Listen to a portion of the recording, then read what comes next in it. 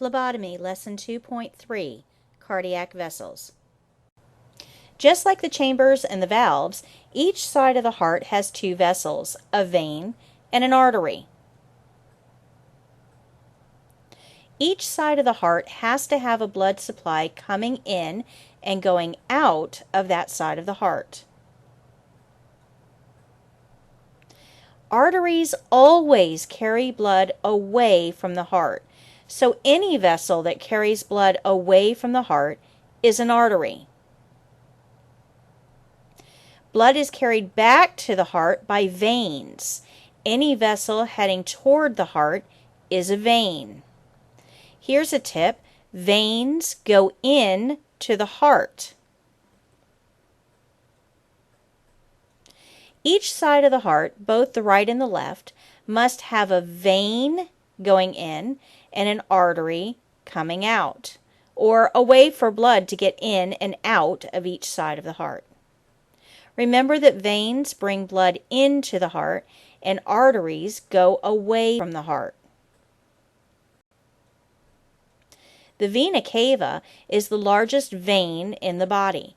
It transports blood to the right atrium. Vena cava literally means hollow vein. The vena cava is situated both above and below the heart. The portion of the vena cava that is above the heart is called the superior vena cava. The portion below the heart is the inferior vena cava.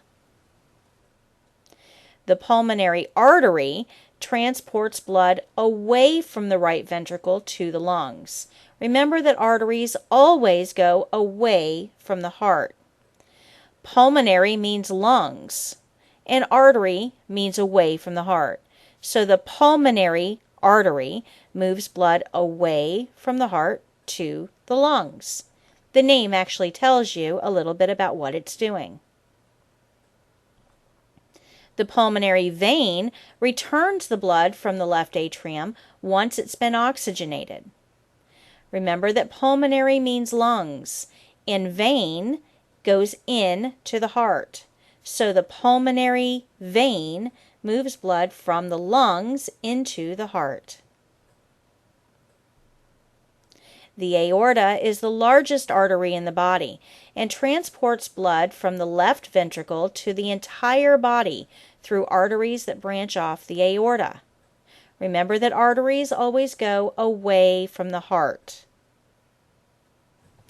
The portion of the aorta that arches above the top of the heart is called the aortic arch. It then travels downward behind the heart into the abdomen. This lower portion is called the descending aorta. Each side of the heart has two chambers, an atrium and a ventricle, two valves, an AV valve and a semilunar valve, and two vessels, an artery and a vein. All you need to do is learn their names. Here's a recap of the heart.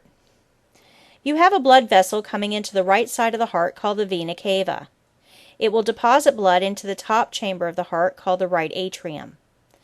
That blood then progresses down through an AV valve called the tricuspid valve into the right ventricle, which is the bottom chamber.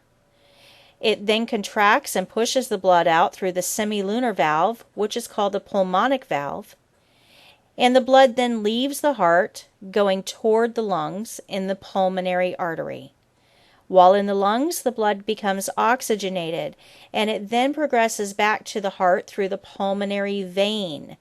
It's going to be deposited into the left atrium. It will then progress through the mitral valve into the left ventricle, which is the bottom chamber.